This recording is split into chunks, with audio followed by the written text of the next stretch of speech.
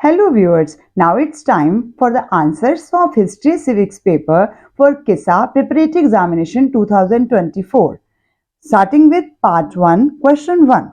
Choose the correct option. The number of members elected to the Rajya Sabha from the states is, because elected members are asked, so the correct option is A, which is 238. We all know elected members are 238 and 12 are nominated members.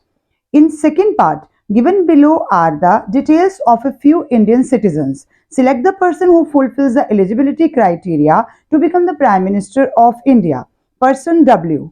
Age दी गई है 65 and description an industrialist who has been declared bankrupt. Now we know अगर हम qualifications के बारे में बात करेंगे तो इनसॉल्वेंट कोई भी कैंडिडेट नहीं हो सकता जिसपे किसी भी तरह का कोई डेप्ट होगा. जो भी इन डेप्ट है वो नहीं कर सकता. तो इट मीन्स ये पर्सन एलिजिबल नहीं है जो डब्ल्यू है. नेक्स्ट इज एक्स जिनकी एज 35 दी गई है, has taken up the citizenship of United states of America because he is not a citizen of India, so that is why he is also not eligible.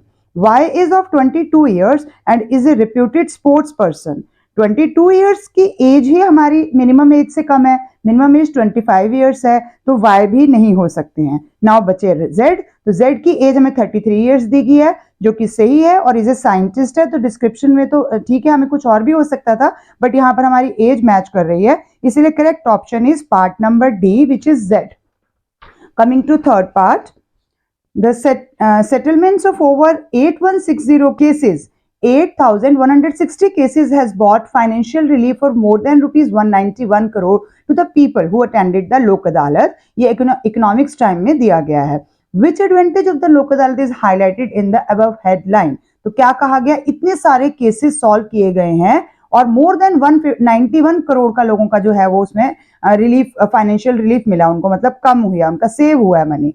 तो विच advantage कौन सा यहाँ पर सबसे ज्यादा है? स्पीडी जस्टिस लोक अदालत करती है. यहाँ पर वैसे हम स्पीडी जस्टिस के लिए भी कह सकते हैं क्योंकि इतने सारे केसेस सॉल्व किए गए हैं, बट हमें सबसे बेस्ट सुटेबल ऑप्शन लेनी है, इसलिए सेव मनी, क्योंकि उन्होंने मनी की बात भी की है इसके अंदर, तो सेव मनी हमारा ए ऑप्शन करेक्ट रहेगा. हालांकि वर्क्स ऑन कॉम्प्रोमाइज वो भी लोक अदालत करती है, reduces the burden of higher court, सारे ही ऑप्शन ठीक है, लेकिन दी गई स्टेटमेंट के हिसाब से हमें बेस्ट ऑप्टेड सोल्यूशन को लेना रहेगा. Next is which body is authorise to make amendments. तो वैसे तो यहाँ क्लियर नहीं है कि अमेंडमेंट किसमें है, तो आप कटिंग देखेंगे तो उसमें लिखा है differentially abled protest demand amendments in rights bill. तो जहां हम बिल के बारे में बात कर रहे हैं तो अमेंडमेंट कौन कर सकता है? पार्लियामेंट कर सकती है. Must be passed by 2/3 majority of members present and voting. तो यहाँ पर पार्लियामेंट ये अमेंडमेंट कर सकती है. अगर हमें अमेंडमेंट लॉ का वर्ड आ जाएगा तो हम सुप्रीम कोर्ट के लिए भी उसमें मेंशन कर सकते थे, बट यहाँ ऐसा लॉ नहीं है, सिर्फ बिल है अभी. Fifth part, choose the powers which do not apply to the Rajya Sabha. अब राज्यसभा की कौन सी पावर्स हैं और कौन सी नहीं है. हालांकि उन्होंने नॉट को आपको बहुत अच्छे से हाईलाइट किया है, पर ज्यादातर स्टूडेंट्स नॉट को ही इग्नोर कर देते हैं और इसीलिए आंसर गलत हो जाता है. First is P statement, introduction of a money bill. We all know ये पावर किसके पास है? लोकसभा के पास है, तो हम इसको नहीं ले सकते, यानी एक ऑप्शन ठीक है, लेकिन जल्दबाजी में हम पी पे टिक नहीं करेंगे क्योंकि दो स्टेटमेंट्स करेक्ट है. आप जब आगे ऑप्शन देखेंगे दिख जाएगा. Q is passing of an ordinary bill, वो तो कर सकते हैं. Passing of a no confidence motion वो भी नहीं कर सकते हैं. स्टार्ट लोकसभा से होगा. एंड इम्पीचमेंट ऑफ जजेस वो भी 2/3 मेजॉरिटी से कर सकते हैं, किसी भी हाउस में से हो सकता है स्टार्ट. तो पी एंड आर का कॉम्बिनेशन यहाँ पर हमारा option number C is correct. In sixth part, the lower court has passed an order in a criminal case.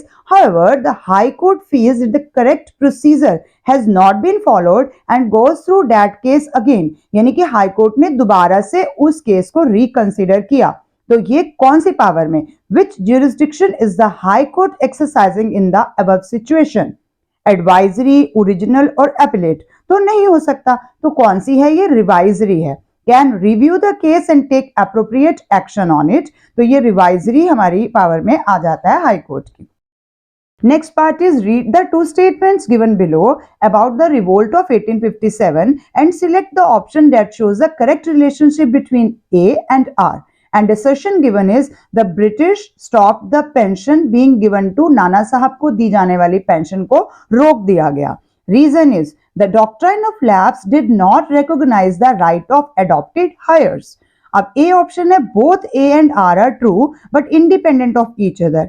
True तो है बट इंडिपेंडेंट नहीं है, क्योंकि डॉक्ट्राइन ऑफ लैप्स पॉलिसी थी, इसी को कह के तो उन्होंने पेंशन को रोका था। B is a contradicts R, वो भी नहीं कर रही। C is A is true and let's to R, वो भी नहीं है। तो D option is correct, R is the reason for A. It means A भी करेक्ट है और आर भी करेक्ट है and R is the reason for A. Now in 8th part, the government of country X has decided to reduce the age limit of the candidates taking up the civil services examination on the same lines as that of Lord Lytton ने किया था। By how many years will the age limit be reduced? तो directly country का नाम नहीं दिया गया, but अगर वो उन्हीं की पॉलिसी को फॉलो करेगा तो उन्होंने इंडिया में क्या किया था, एज लिमिट को फ्रॉम 21 ईयर्स टू रिड्यूस करके 19 ईयर्स कर दिया था। क्यों किया था? Making it difficult for our Indians to compete for this examination. तो इसका करेक्ट ऑप्शन है A part, means 2 years. In 9th part, which of the following people did not formulate the cabinet mission plan? मतलब कौन member involve नहीं थे? ए is Pethick Lawrence, वो तो cabinet member थे। सर स्टैफर्ड क्रिप्स, वो भी कैबिनेट मेंबर थे। लॉर्ड वेवेल नहीं है कैबिनेट मिशन प्लान के साथ जुड़े हुए।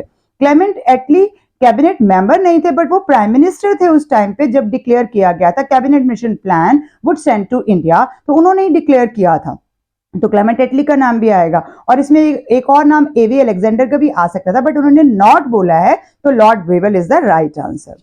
In 10th part, the Durga Puja of Kolkata has received the Intangible Heritage Tag. Which of the following agencies of the United Nations is authorized to give this tag? कौन उनको दे सकता है? किसके साथ जुड़ा हुआ है? हमारी कल्चरल हेरिटेज। तो यूनेस्को के नाम में ही क्या आता है? United Nations educational, scientific and cultural organisation. तो कौन दे सकता है? यूनिसेफ, WHO, UNDP तो नहीं दे सकता। तो UNESCO, A option is correct. In next 11th part, identify the odd one out of the following objectives. To fight the British with modern arms. तो odd one क्या हो गया इसमें? ये तो करते ही हैं। To fight the British with the modern arms. To work out a treaty for transfer of power. इसमें क्या दिया गया है? पहले इसको आइडेंटिफाई करो, क्योंकि उन्होंने क्वेश्चन में मेंशन ही नहीं किया कि ये सब क्या है। लेकिन अगर आपने बुक ध्यान से पढ़ी है तो आपको पता है these are the objectives of INA। तो INA के ऑब्जेक्टिव्स में से ये तीनों ठीक हैं, ए भी सही है, सी भी सही है। To organise a provisional government of free India and D is total mobilisation of Indian man power. तो बी ऑप्शन इज यहाँ पर आएगा हमारा correct answer. To work out a treaty for transfer of power. Transfer of power का INA के साथ अभी कोई लेना देना नहीं था, प्रोविजनल गवर्नमेंट के बारे में बात हुई थी। Coming to next part 12, KISA has organized an inter-school essay competition on the topic the practice of sati in India. Which leader will students most likely quote in their essays? कौन से नेता के बारे में, यानी कि सोशल रिफॉर्मर के बारे में स्टूडेंट्स ज्यादा लिखेंगे? बाल गंगाधर तिलक, राजा राम मोहन राय, दादा भाई नौरोजी और ज्योतिबा फूले। तो इनमें से हम सबको पता है कि राजा Ram Mohan Roy. It was because of his efforts made by मतलब राजा Ram Mohan Roy that William Bentinck, the then Governor General of India, passed a law in 1829 making the practice of sati illegal and punishable by law। तो उन्होंने ही रोकने का काम initiative लिया था राजा राम मोहन राय ने। तो ज्यादातर स्टूडेंट्स देखिए आप क्वेश्चंस कितने अच्छे से बनाए गए हैं, डायरेक्ट क्वेश्चंस नहीं है बट आपकी बुक से ही है, आपके सिलेबस के साथ लिंक्ड है। 13th part, which of these slogans was given by Subhash Chandra Bose? A slogan है Swaraj is my birthright and I shall have it, किसका है? Bal Gangadhar Tilak. Second is do or die, Mahatma Gandhi. C is Delhi Chalo, Subhash Chandra Bose. And D is self sacrifice is the real force, Bipin Chandra Pal. So our correct option is C, Delhi चलो।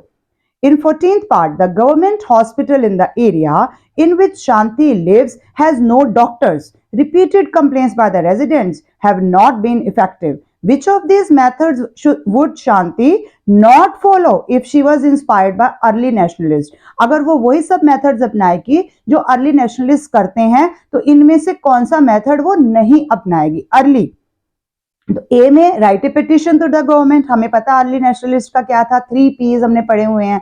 तो पहला है मतलब वो करेगी, तो हमें तो नॉट फॉलो देखना है। सेकंड इज डिस्ट्रीब्यूट लीफलेट्स, उसकी जानकारी के लिए करेगी। Use the press to criticise, ये तो अर्ली नेशनलिस्ट करते ही थे। और डी है स्वदेशी एंड बायकॉट, तो ये नहीं था। तो हमारा इसमें करेक्ट ऑप्शन आएगा D. Next is 15th, which of the following countries is part of triple entity? Austria, Austria Hungary थे। Russia, Germany, Italy. तो इनमें से कौन नहीं है? रशिया नहीं था, जर्मनी और इटली एक ही साइड में थे, बाद में आया था चाहे Italy. 16th, identify the founders of non aligned movement. तो इसमें करेक्ट ऑप्शन आप सबको पता है, B is correct option, Tito, Nasser and Nehru. Now question number 2, read the given news carefully, जिसमें आप पढ़ रहे हैं कि एमपी सस्पेंड किए गए हैं और रिवोक किया गया है। Part 1, who can suspend the members from the Lok Sabha? कौन कर सकता है? स्पीकर, लोकसभा स्पीकर कर सकते हैं। तो the speaker. Mention, 1 mark, 2 marks का है, 1 मार्क इसी पे मिल जाएगा। Mention any one probable circumstance under which he or she can suspend the member. क्या सर्कमस्टांस हो सकते हैं? when member becomes unruly, और सेकंड क्या आ जाएगा? disregard the authority of the chair। आप कोई एक ले सकते हैं। Second is, how is the session court different from the court of district judge? तो पहला deals with criminal cases session court के लिए, और कोर्ट ऑफ डिस्ट्रिक्ट जज के लिए deals with civil cases। ये तो बहुत इंपॉर्टेंट है, आपको किसी न किसी फॉर्म में पूछा ही जाएगा फाइनल पेपर में भी।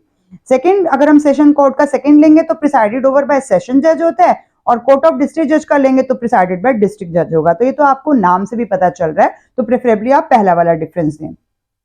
इन third part, imagine you were asked to defend Hitler's attack on Poland, जो कि आपका इमीडिएट अटैक था, in school debate.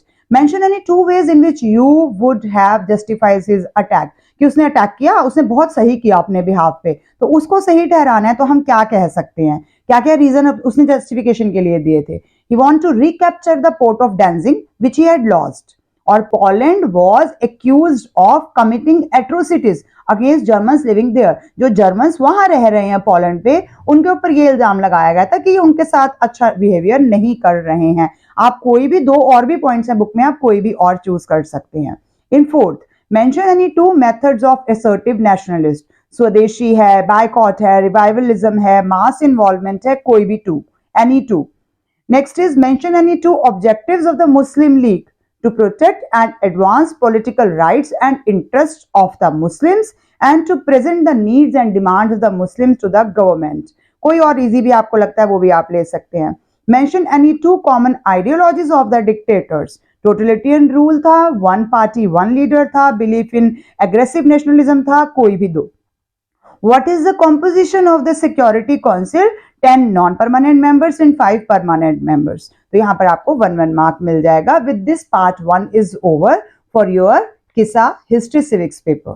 Thank you for watching till the end। Keep watching, sharing and subscribe to my channel। अगर अभी तक bell icon नहीं press किया है तो कर दीजिए। जो मैं इतनी मेहनत करके आपके लिए लाइव वीडियोस या आंसर की वीडियोस बना रही हूँ, वो आप तक तभी पहुंच पाएंगी जब आपने बेल आइकन प्रेस किया होगा। Thank you।